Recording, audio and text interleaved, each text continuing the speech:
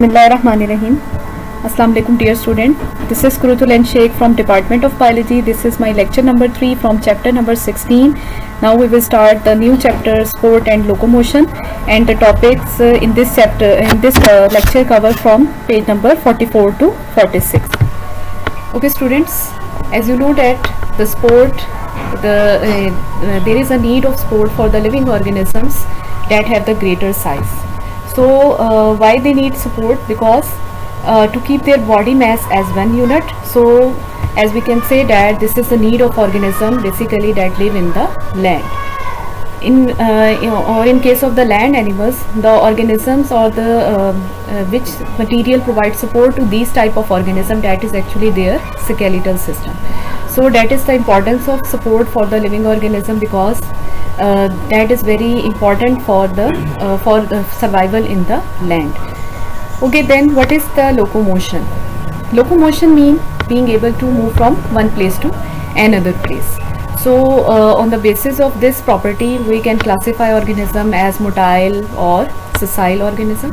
And why there is a need for locomotion? Organism locomote to find food, to find shelter, to escape predators, and to find mates. So this is the introduction of the new topic, that is, or the new chapter, that is what is support and locomotion, and why there is a need for the organism to why there is a need that this characteristics to be discussed. Okay, now human skeleton and their function. Okay, human skeletal system consists of two components. The first one, that is the bones, and the second one is cartilage. And what functions these two skeletal system provide to the body? As you know that the skeleton act as a framework that support soft tissues. ठीक है, अभी हमने बात की थी कि जो living organisms हैं, जो लैंड में जो रहने वाले लिविंग ऑर्गेनिजम्स हैं, they need more support to behave like as a one unit. ठीक है, ताकि ये ऑर्गेनिज्म जो है अपनी बॉडी को एज अ जो अपने बॉडी मैस को एज अ वन यूनिट जो है वो प्रोवाइड कर सके, सपोर्ट प्रोवाइड कर सके. उसके लिए क्या चाहिए? स्केलेटल सिस्टम चाहिए. So skeleton act as a framework that provides support to the soft tissue. So it also allow free movement through the action of muscles across the joints. Second function क्या है skeletal system का? It help in the movement, जो अभी हमने बात की थी कि it help in the movement of organism from one place to another. So it allow free movement through the action of muscles across the joints. तो actually आपको पता होगा कि skeletal system के साथ हमारे क्या अटैच है? मसल अटैच है. सो एक्चुअली जब मसल्स जो हैं वो कॉन्ट्रैक्ट करते हैं, तो उनकी कॉन्ट्रैक्शन से जो है हम कह सकते हैं कि हमारे जो skeletal system है वो मूव कर रहा है, skeleton मूव कर रहा है. So it mean the skeleton it allow free movement through the action of muscles across the joint. So these two are the functions of the skeletal system. That one, the first one is the support or protection, and it allow the movement of organism from one place to another place.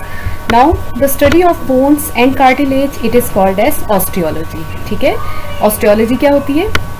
It is a study of bones and cartilage. Okay, now we will come toward the introduction. First of all, there is an introduction to the bones. Okay, bones are the rigid bars that are made up of connective tissue. So which type of tissues are the bones? These are the type of connective tissue. Bone and cartilage, ये दोनों किसकी type से? connective tissues की type से. And these are the living tissue that are capable of growth and perform vast number of functions. ठीक है, तो ये क्या है? These bones are basically the living tissue. Why they are living? Because they consist of blood vessels. They have the nerve system or the nerves or neurons available there. So these are the reservoir of about 99% of the calcium of our body. और क्या function है bones का? They are the reservoir of the calcium of our body. Different types of inorganic minerals they constitute. Okay, now bones, despite of their hardness, are very much a living tissue. Why they are living tissue? अभी हमने बात की थी कि living tissue क्यों कह रहे हैं? Because they consist of blood vessels. They also have the nerves. तो जब भी किसी सिस्टम में ब्लड वेसल्स अवेलेबल हैं, इट मीन कि वो क्या है? लिविंग सिस्टम है. They have the greater regenerative power than any other tissue of the body except the blood. ठीक है, तो अब हम कहते हैं कि रीजनरेटिव पावर, वैसे तो हम किसकी देखते हैं, रीजनरेशन प्रॉपर्टी है ये ब्लड की, ब्लड सेल्स की रीजनरेटिव प्रॉपर्टी है कि वो क्या करते हैं, लेट्स सपोज ब्लड सेल्स जो हैं हमारे आरबीसी जो हैं 120 डेज के बाद रिपेयर होते हैं, रीजनरेट होते हैं। इसी तरह से because blood is also a type of connective tissue, similarly bones are also type of connective tissue. तो कनेक्टिव टिश्यू में ब्लड और जो बोन्स हैं उनकी क्या प्रॉपर्टी है, they undergo the process of regeneration.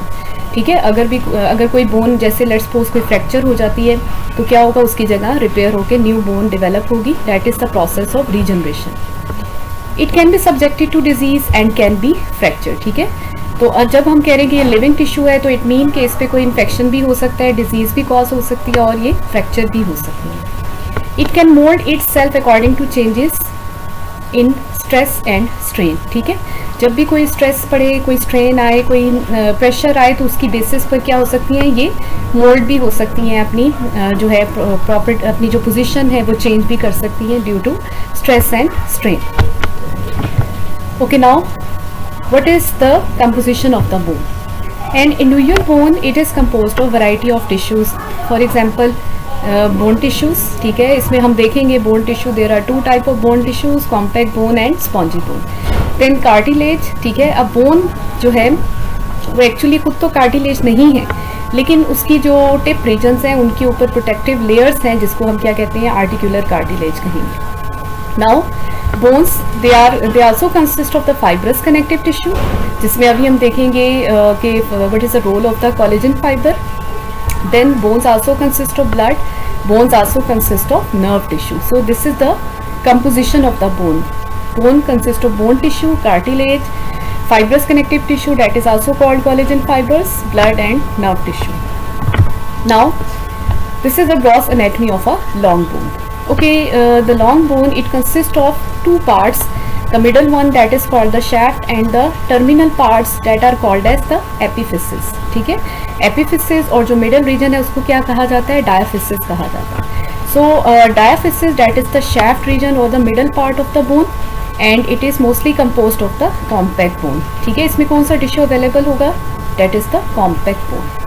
Okay, now epiphysis. Epiphysis जो terminal ends हैं बोन के, उनको क्या कहा जाता है, these are called as epiphysis and mostly this part consists of spongy bone. ठीक है, अभी हम देखेंगे कि what is the difference between the compact bone and the spongy bone. So this diagram will show you about the spongy bone as well as the compact bone. ठीक है, आप ये देख सकते हैं spongy bone, they are sponge like structure, that's why they are called as spongy bone. और compact क्या है, ये little bit hard होगा और ये homogeneous structure है, इसीलिए इसको हम compact bone कहते हैं. Now this is the bone anatomy that will show you about the blood vessels that move in the bone. This is the epiphysis region that consists of spongy bone. ठीक है, उसके बाद यहाँ पर क्या है, ये compact bone वाला portion आ गया. Clear? Then again another diagram that will show you the spongy bone and the compact bone or the alignment of the compact bone. Okay, now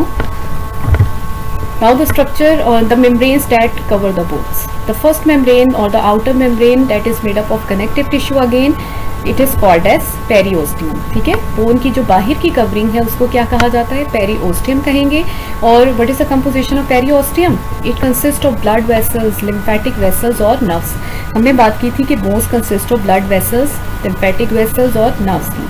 तो ये सारा मटेरियल कहाँ पर अवेलेबल होगा, that is present in the periosteum region of the bone. ठीक है, कहाँ मिलेगा आपको, ये पेरिओस्टियम में मिलेंगे. Okay, then now second part और the second covering of the bone, that is the inner covering of the bone, that is called as endosteum. The inner region that line the medullary cavity. ठीक है, जो middle part में, जो middle में cavity है जहाँ पर आपको बोन मैरो मिलता है, उसको जो मेम्ब्रेन सराउंड करिए उसको क्या कहा जाता है, उसको एंडोओस्टियम कहेंगे.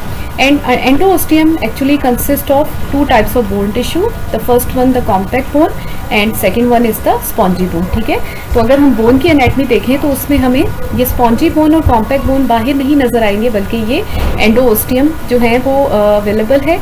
और फिर उसके बाद जो है यहाँ पर ये आपको कॉम्पैक्ट बोन नज़र आ रही है और यहाँ पर ये क्या है, स्पॉन्जी बोन नज़र आ रही है. तो ये किसकी कंपोजिशन बना रही है? That make the composition of the endosteum, ठीक है। तो एंडोओस्टियम किससे बने हुए हैं? They are made up of compact bone and spongy bone.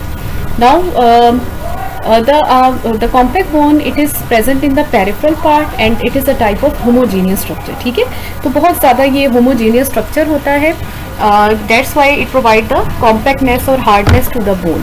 और जो स्पॉन्जी बोन है उसका कैसा स्ट्रक्चर है? It is spongy in nature, sponge की तरह का स्ट्रक्चर होगा, जिसकी वजह से ये क्या है? सॉफ्ट स्ट्रक्चर है, इनर बोन मैच होगा वो सॉफ्ट होगा। And where the spongy bone is mostly present, it is present in the epiphysis region of the bone. Now the spongy bone it also consist of red bone marrow, ठीक है। तो ये जो spongy bone की जो spaces हैं, अगर आप देखें यहाँ पर, why they are red in colour? Because the spaces of the spongy bone they are consisting of red bone marrow, ठीक है। इसमें क्या अवेलेबल है? रेड बोन मैरो अवेलेबल है। और what is the function of red bone marrow? Red bone marrow help in the formation of red blood cell. Now medullary cavity, जो भी हमने पहले भी डिस्कस किया, medullary cavity it is basically present in the middle of the bone, और जिसको हम cavity of the shaft भी कह सकते हैं, ठीक है। Okay, what is the medullary cavity and what does it composed of? Medullary cavity or the middle cavity of the shaft region that contain the yellow bone marrow in adults, ठीक है, that consist of fatty material, और red bone marrow for example blood cell formation in infants, ठीक है। तो infants में यही जो medullary cavity है वो किससे भरी हुई होती है? वो red bone marrow से बनी हुई होती है। और जैसे जैसे जो है वो लिविंग ऑर्गेनिज्म जो है, इन्फेंट जो है वो मैच्योर होते हैं, अडल्ट की स्टेज पर जाती हैं, तो उस टाइम पर ये रेड बोन मैरो जो है वो, उसको कौन रिप्लेस कर देते हैं? येलो बोन मैरो जो है वो रिप्लेस कर देगा। Now this is the diagram of a real bone that will show you about the spongy red marrow, this is the yellow bone marrow and this is the compact bone. Next come the composition of the bone, ठीक है। इससे पहले हमने क्या देखा था कि bones जो है उसके कौन कौन से कंपोनेंट्स हैं, ग्रॉस एनाटॉमी क्या है बोन की। Now we will move toward the composition of a bones. Okay, bones are composed of bone cells and the extracellular matrix. Okay, bone cells, अभी हमने इससे पहले बात की कि बोन्स जो है वो बोन टिश्यू से भी बनी हुई है। बोन टिश्यू कौन कौन से हैं? कॉम्पैक्ट बोन और स्पॉन्जी बोन के हैं। लेकिन जो बोन के सेल्स हैं, ठीक है, सेल मेक द टिश्यू, तो सेल कौन से हैं? That make the bone. There are 3 or 4 types of cell. The first one that is called osteoblast, the second one that is called osteocytes, third one osteoclast, and the fourth one that is also called as osteoprogenitor cells, जिनको हम osteogenic cell भी कहते हैं। They are the stem cell from which the osteoblast and osteocytes arise, ठीक है। तो अब ये एक्चुअली ये जो सेल्स हैं osteogenic सेल, या जिनको हम ओस्टियोजेनिक सेल कहते हैं, स्टेम सेल कहते हैं, वो किसकी ओरिजिन के लिए ज़रूरी हैं? ओस्टियोब्लास्ट और ओस्टियोसाइट की ओरिजिन के लिए ज़रूरी हैं। Now what is the extracellular matrix? The extracellular matrix of the bone, it is made up of collagen fibers and inorganic minerals, ठीक है। तो collagen क्या है? It is a type of organic material, ये प्रोटीन है, collagen protein है, ठीक है, collagen प्रोटीन। और दूसरा मैट्रिक्स में क्या अवेलेबल होगा? Inorganic minerals like sodium ion, potassium ion, calcium ion that make the composition of bone. Okay, now first of all we will see the description about the bone cells. Bones are living tissue, so they contain metabolically active cell. हम फिर बार बार ये बात कर रहे हैं कि bones are made up of living tissue. क्यों living tissue कहा जा रहा है? नंबर 1 तो इसमें ब्लड वेसल्स है, नर्व्स अवेलेबल है, तो इट मीन कि ब्लड सर्कुलेशन भी हो रही है और कोऑर्डिनेशन भी हो रही है बहुत ज़्यादा। दूसरी बात ये है कि इसके जो सेल्स हैं they are the metabolically active cells, ठीक है। तो मेटाबॉलिकली एक्टिव सेल्स कौन कौन से हैं? ऑस्टियोब्लास्ट, ऑस्टियोसाइट और ऑस्टियोक्लास्ट। ऑस्टियोब्लास्ट और osteocyte, as I have already told you, they are originated from the osteogenic cell. और ऑस्टियोक्लास्ट क्या है? They derive from the same cell from with the macrophages and monocytes are form, ठीक है। तो macrophages और monocytes क्या होती हैं? These are the type of leucocyte cells. तो जो ल्यूकोसाइट को बनाने वाले जो हैं स्टेम सेल हैं, उन्हीं से ये ऑस्टियोक्लास्ट भी डिराइव हुए हैं। Okay, now next this diagram will show you about the structure of different type of the bone cells. The first one is the osteocyte. आप ये देखें, ये जो है स्पाइडर शेप इसका स्ट्रक्चर है, osteocyte. It maintain the bone tissue. फिर आ जाते हैं osteoblast, they form the bone matrix. Then come osteogenic cell, ये वो सेल हैं जिनसे ये दो जो हैं वो डिराइव होंगे, इनको क्या कहा जाता है, ऑस्टियोजेनिक सेल। और जो ऑस्टियोक्लास्ट है ये क्या है, दे help in the रीजॉर्प्शन of bone. ठीक है, वन बाय वन हम इनका फंक्शन अब देखेंगे। Osteocytes, mature bone cell that maintain the bone matrix. The osteogenic cell, stem cell whose division produce the osteoblast, and then osteoblast, they are the immature bone cell that secrete osteoid, the organic component of the bone matrix. And the last one, osteoclast, multinucleate cell that secrete acids and enzyme to dissolve the bone matrix. Okay, now what are the osteoblast cell? ठीक है, osteoblast cells अब देखते हैं हम, ये क्या है। Okay, blast mean building. ठीक है, अब यहाँ पर ये ऑस्टियोब्लास्ट क्या करेंगे, these are also called as building cells.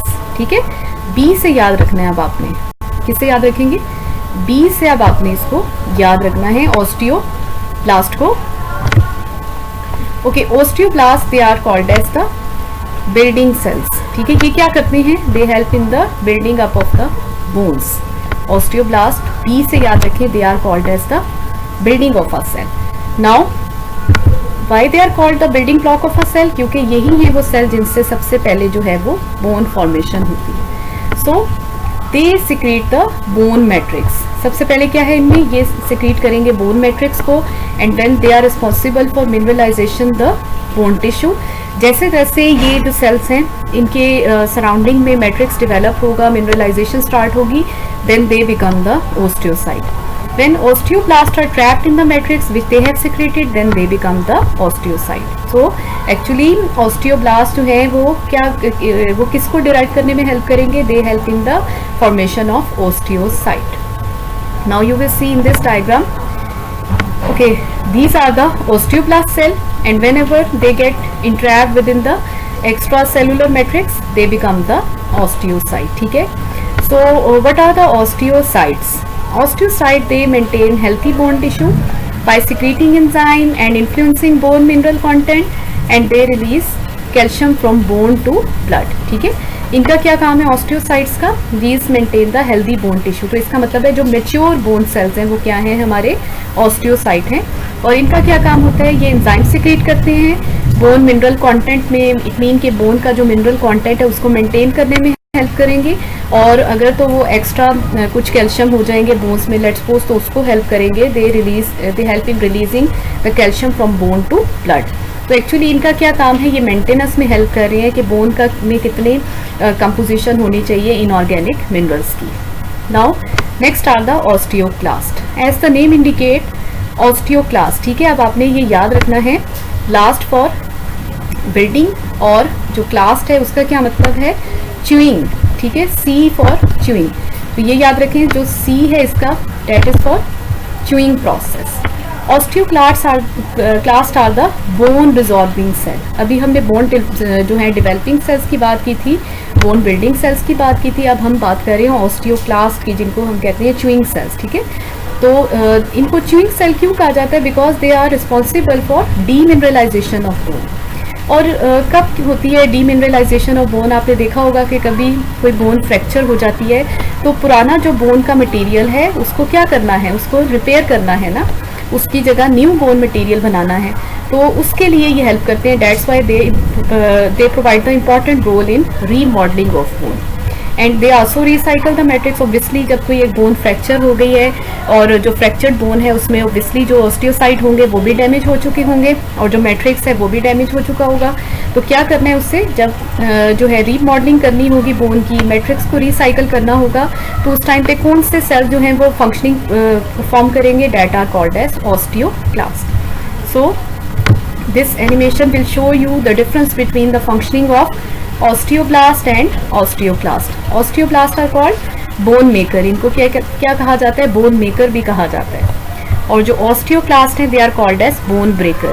ठीक है, ये आप देख सकते हैं कि एक तरफ जो है ऑस्टियोब्लास्ट जो है वो न्यू बोन जो है वो सिंथेसाइज कर रहे हैं, और दूसरी तरफ ये क्या कर रहे हैं, ये जो ओल्ड बोन है उसको रिजॉल्व करने में हेल्प कर रहे हैं, उसको डिसॉल्व करने में हेल्प कर रहे हैं, ठीक है।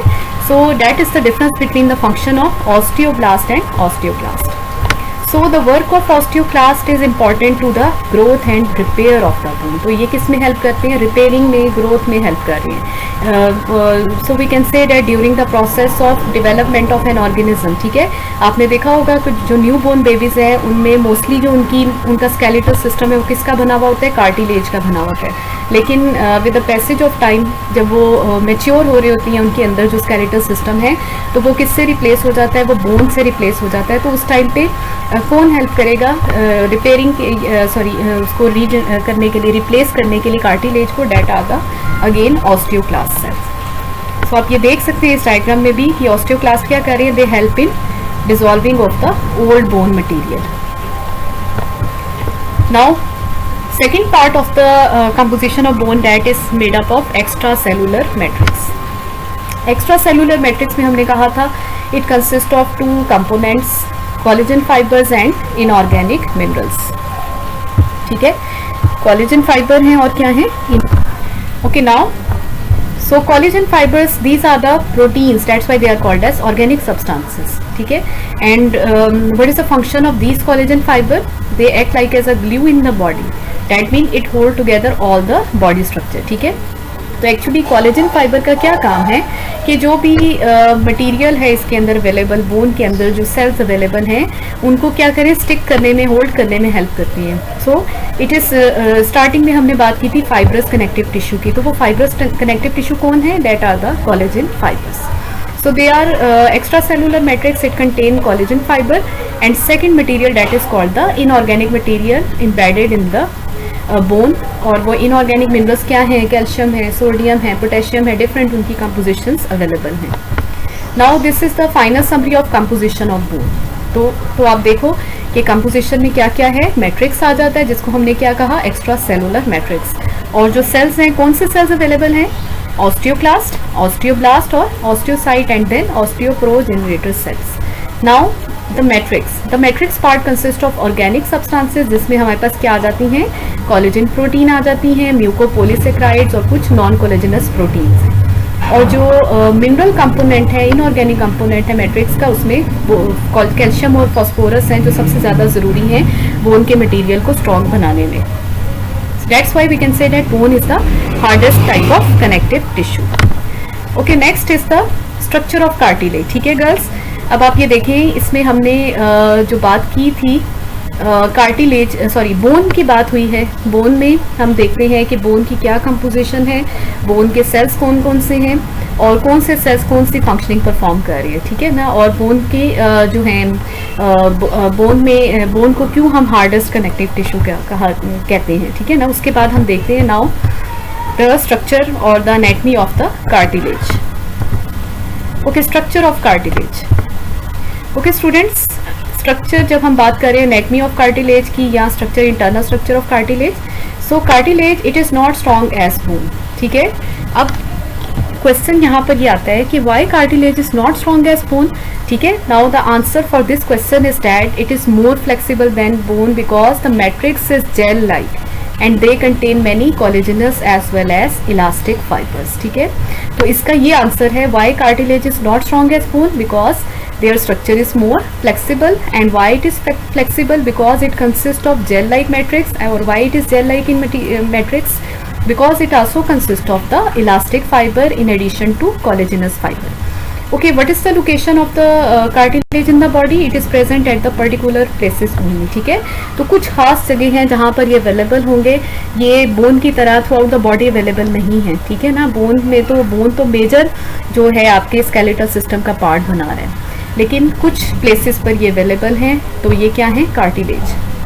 Okay, now the protective layer that surround the cartilage material, that is again made up of the connective tissue or the collagen fiber, that is called the perichondrium. ठीक है, वहाँ पर हमने क्या बात की थी बोन के केस में. हाँ जी, बोन में क्या था, बोन में हमने देखा था कि बोन टिश्यूज जो हैं आउटर कवरिंग किसकी बनी हुई है, outer covering made up of periosteum. Clear, और जो इनर है प्रोटेक्टिव लेयर उसको क्या कहा था, एंडोस्टिम कहा था। लेकिन अब यहाँ पर जो हमारे पास कार्टिलेज है, cartilage is only surrounded by outer fibrous material या कनेक्टिव टिश्यू, जिसको क्या कहते हैं, that is called as perichondrium. Now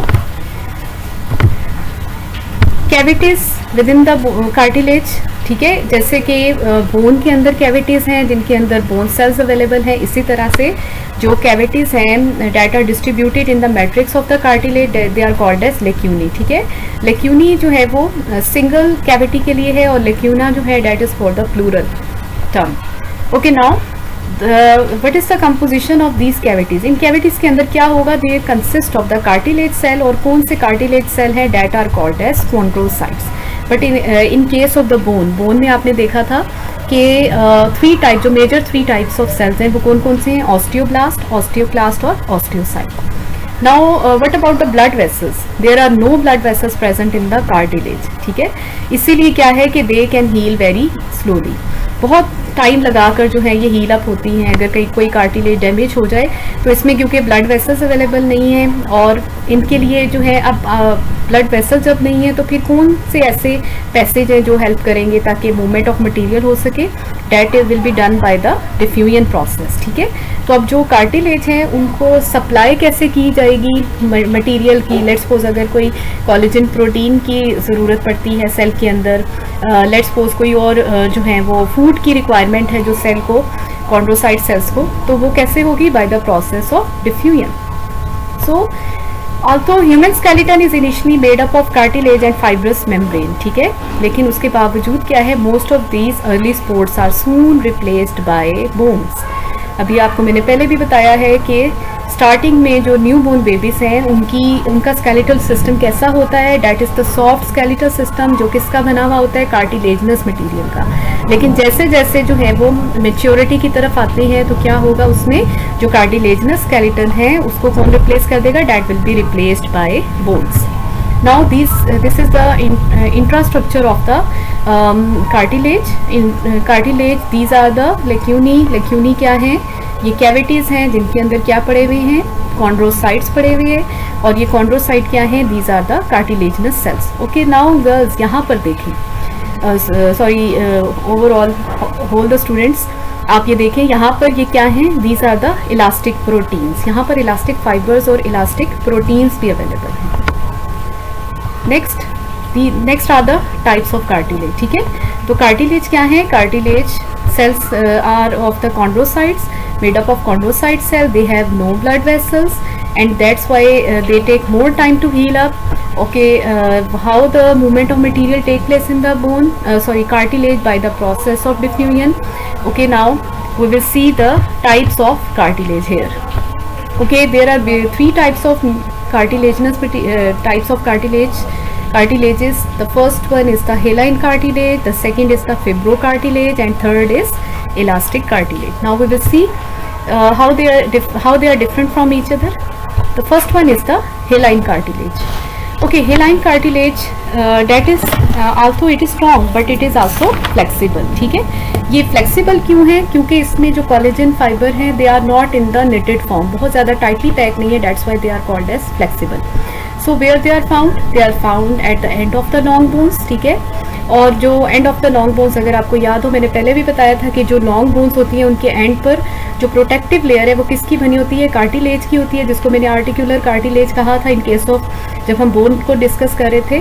तो वो किसकी बनी हुई है, हेलाइन कार्टिलेज की बनी है। Where is the other location of hyaline cartilage in the body, they are present in the nose की जो है कार्टिलेजनस टाइप है वो आपको मिलेगी, that is the hyaline cartilage. फिर उसके बाद जो लेरिंग्स है जिसको हम क्या कहते हैं, वॉइस बॉक्स भी कहा जाता है, वो भी किसका बना हुआ है, कार्टिलेज का बना हुआ है। और ट्रैकिया का जो आप देखते हैं कि जो कार्टिलेजनस सी शेप रिंग्स आपको नजर आते हैं ट्रैकिया पर, जो विंड पाइप है, तो वो किसके बने हुए हैं, they are also made up of hyaline cartilage. Now come the fibrocartilage. So fibrocartilage, they are more strong and tough as compared to the hyaline cartilage. And why they are more strong, because in case of the fibrocartilage the collagenous material they are present in the tight or the knitted form, ठीक है, बहुत ज़्यादा tightly packed और knitted form में होता है। ये आप देख सकते हैं डायग्राम में, बहुत ज़्यादा टाइटली पैक्ड कोलेजनस मटेरियल है. But in case of the hyaline cartilage loosely collagen fibres जो हैं वो अवेलेबल होंगे यहाँ पर. That's why it is although it is strong but it is flexible. Okay, next, where they are present, they are found in the disc located between the vertebrae. ठीक है, जिसको क्या कहा जाता है, intervertebral disc कहा जाता है. और secondly they also form the cartilage of the नी. आपके जो घुटने की जो है हड्डी है उसके ऊपर जो प्रोटेक्टिव लेयर है वो कौन प्रोवाइड करता है, that is the fibrocartilage. Next are the elastic cartilage. As the name indicate they are more elastic in nature as compared to fibrocartilage or haline cartilage. And where they are present in the ear flaps, और जो आपके ear pinna है जिसको आप easily मोड़ भी सकते हैं because of presence of elastic cartilage. And the second one is the epiglottis. What is epiglottis? Glottis क्या है? That is the opening of the trachea. ठीक है, तो जो विंड पाइप की जो ओपनिंग है उसको ग्लोटिस कहा जाता है, और उसके ऊपर जो लेड लाइक स्ट्रक्चर होता है जो हेल्प करता है ड्यूरिंग द प्रोसेस ऑफ स्वॉल्विंग, तो उसको क्या कहा जाता है, epiglottis. Now this is the internal structure of the elastic cartilage. आप देख सकते हैं इसमें कोलेजन फाइबर्स के साथ साथ क्या मिलेंगे आपको, इलास्टिक प्रोटीन्स भी मिलेंगे, जिसकी वजह से ये बहुत ज़्यादा क्या होंगे, सेंसिटिव होंगे, इलास्टिक नेचर की होंगे. Now this diagram will show you about the location of different type of the cartilage material. Okay, first one हेलाइन cartilage. ये रेड में आपको देखिए जहाँ जहाँ ये हेलाइन कार्टिलेज है, नोज अभी मैंने आपको बताया कि they are found in the nose. Nose जो है that is made up of cartilage. फिर उसके बाद ये कहाँ पर अवेलेबल है, they are present at the end of the long bones. ठीक है, end of the long bones ये क्या बना रही है, ये प्रोटेक्टिव लेयर बना रही है ताकि कोई वेयर टेयर ना हो सके जब बोन्स एक दूसरे के ऊपर मूव करती हैं. Then second is the elastic cartilage. Where they are present, they are found in the pinna of the ear. Year का जो पिन्ना है वो किसका बना हुआ है, कार्टिलेज का बना हुआ है, इलास्टिक कार्टिलेज का बना हुआ है. Second third one that is the fibrocartilage. ठीक है, उसके अलावा ये देखिए इलास्टिक कार्टिलेज एक और भी है, इसकी लोकेशन कहाँ पर है, ये एपिग्लोटिस में है. Then come the fibrocartilage. ये जो ग्रीन कलर में आपको नजर आ रहे हैं, this is a vertebral column, और वर्टिब्रल कॉलम के एक वर्टिब्री दो वर्टिब्री के दरमियान में जो डिस्क लाइक स्ट्रक्चर है जिसको क्या कहा जाता है, इंटरवर्टिब्रल डिस्क कहा जाता है. ठीक है, इसका क्या फंक्शन होगा, ये भी प्रिवेंट करती है, वेयर टियर में प्रिवेंट करती है. जब आप बेंड कर रहे हैं अपनी बैकबोन को तो ये हेल्प करती हैं. These intervertebral disc help in the process of the bending of the backbone. So intervertebral disc जो है वो किससे बनी हुई है, that is also made up of fibrocartilage. And now this is also present at the end of the knee. जो knee की covering है that is also made up of fibrocartilaginous material. Now we will see the comparison between the bone and cartilage.